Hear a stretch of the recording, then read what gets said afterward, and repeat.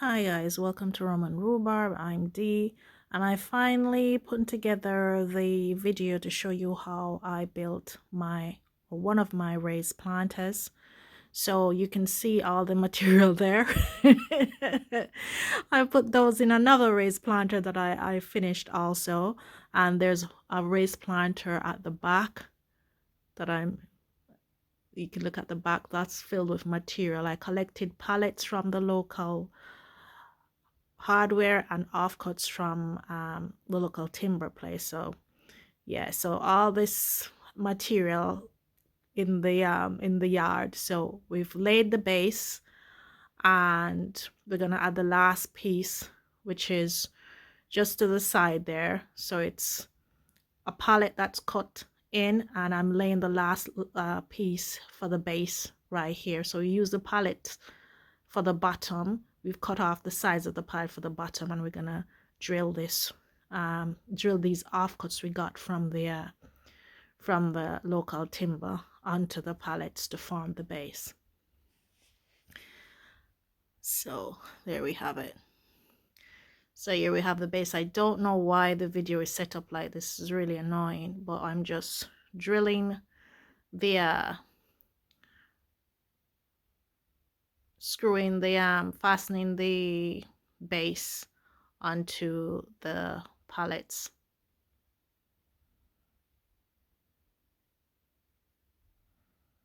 And do bear with me. Everything is new. I don't know how to build these, so there are a lot of mistakes, which is why I didn't see a complete build from start to finish. Learning how to use the equipment, and learning how to put things together. And as I find a problem, I have to figure out a way I'm gonna get past it, because I'm not a carpenter by trade. So I'm just putting it together the best way I can.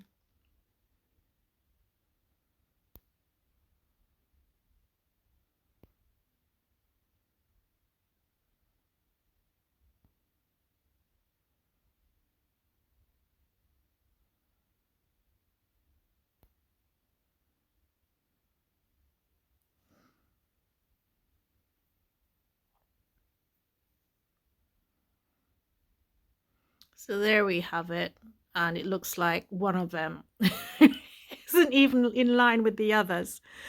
Anyway, we move on to where I cut one of the pallets in half and use them to make the sides. So that's that's one pallet that I've cut in half to make the sides of one, and I'm gonna attach some wood I got from the timber place to make the other side. So yeah, we just have to come up with things at each step to figure out, because it's not a bit of furniture that you get all the parts and they all fit together. You have to figure it out as you go along. So there I've used these little square, I don't know what you call them, but I use that to make the sides. So I attach those so we can put the wood onto those, because I use those to make the corners. I don't know what they're called, but the guy at the timber places, I'm not sure. I'm not sure this is what they're used for, but I said I'll figure it out. And it worked perfectly. You just, again, this is just something that as you're building, you have to figure out what's going to work and what's not going to work. So yeah, it's just like a triangular piece of wood, not square, triangular piece of wood that I've used, cut and made the four sides. Attach that, and then I can add the other sides, because you need something to attach it to.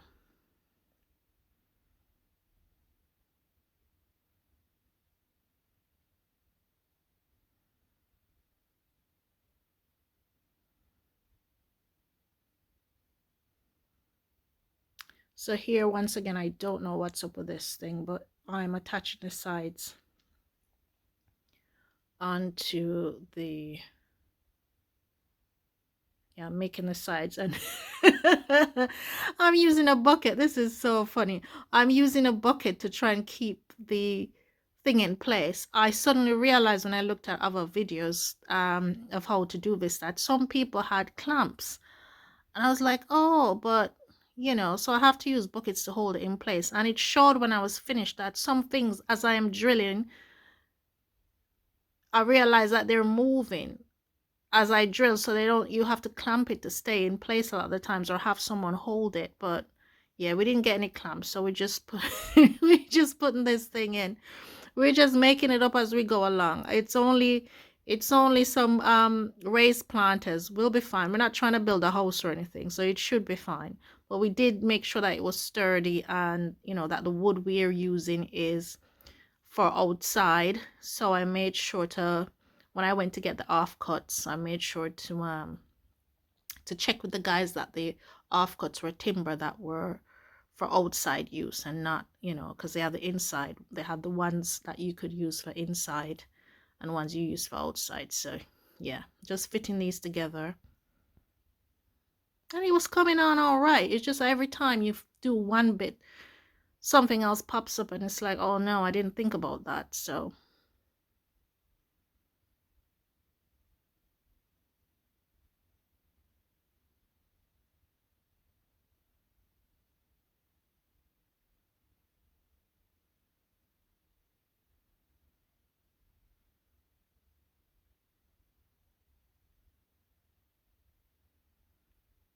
it's making sure they're close enough that there are not any big gaps.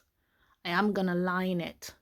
Yeah, I'm gonna line it with the fabric liner that they use.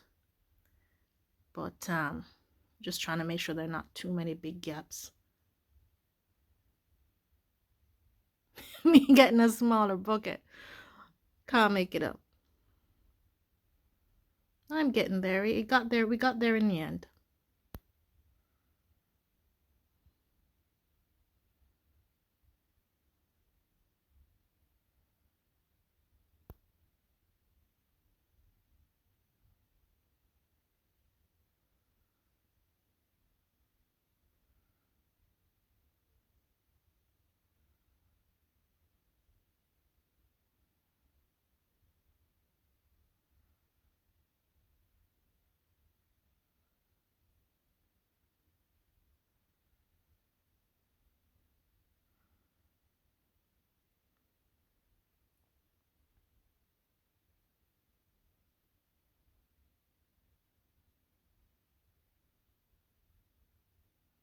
Then after we added the sides, we made sure to add the legs. But this is what you're gonna see. So we ended up adding all the sides and then the legs.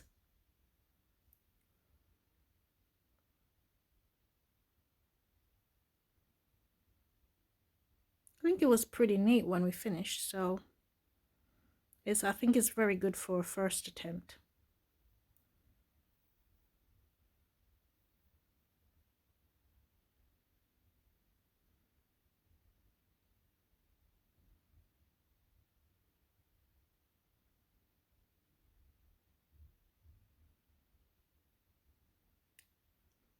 So then we had to cut some extra wood from the side to make sure it was a little bit neater. I think I still could cut a little bit of extra wood, but when you're learning to use all these equipment, it's like, oh, I'm not quite sure. I don't want to do something wrong, but with practice, and I always just use one tool at a time.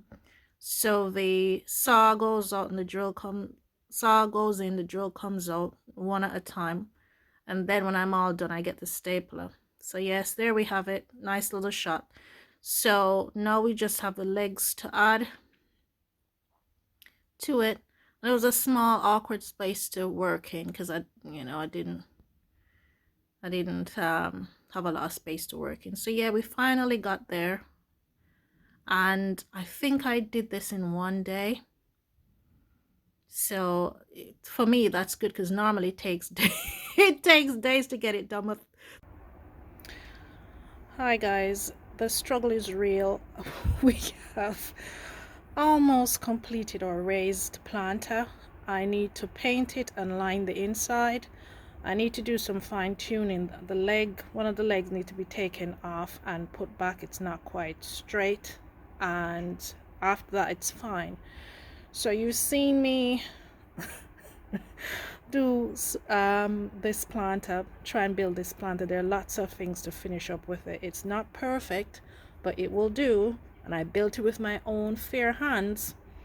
I'm gonna make sure that I put my green leafy greens in this, and then I won't have to worry about slugs, cat poop, none of that.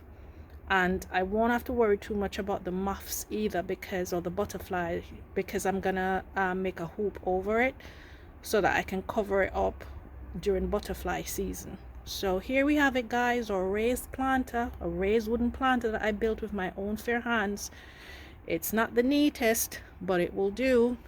I used offcuts and pallets I picked up from the local hardware. I got offcuts from the local timber place. So yeah, this is it, only to be lined and painted. I think I'm gonna go for a bright yellow and make the legs green so it kind of looks like a flower. But yeah, we've done it, or we've almost done it. So that's 2.5 planters down, 1.5 left to go.